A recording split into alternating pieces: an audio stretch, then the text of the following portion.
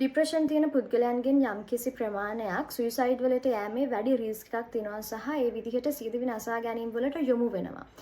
එතකොට මේ විදිහට සමහර පුද්ගලයන් ඉන්නවා අපිට පේනවා එක පාරට සුයිසයිඩ් එකකට ගියා කියන එක.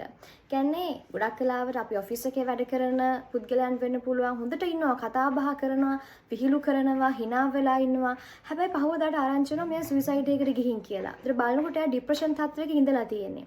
හැබැයි මිනිස්සු අහනවා කොහොමද මේ අපිත් එක්ක හොඳට කතා බහ කරලා hina වෙලා අපිවත් හිනස්සවලා හිටපු මිනිස්සයා එක පාරටම මේ විදිහට සුයිසයිඩ් එකකට ගියේ. එහෙම වෙන්න පුළුවන්ද? විෂාදය කියන මනෝභාවය ඇතුලේ නැත්නම් මේ මානසික රෝගය තුල තියෙන ප්‍රධාන රෝග ලක්ෂණයක් තමයි එදිනෙදා ජීවිතයේ සතුට නැති වෙන එක. හැබැයි ડિප්‍රෙෂන් තියෙන ගොඩාක් පුද්ගලයන් කරන වැරද්ද තමයි ෆේක් මූණක් දා ගන්නවා. මම සතුටින් මම ඔයාලටත් වඩා හොඳින් සතුටින් ඉන්නේ කියන එක. කවදාවත් ඒක කරන්න එපා. ඔබට උදව් ගන්න ලැබෙන්නේ නැහැ.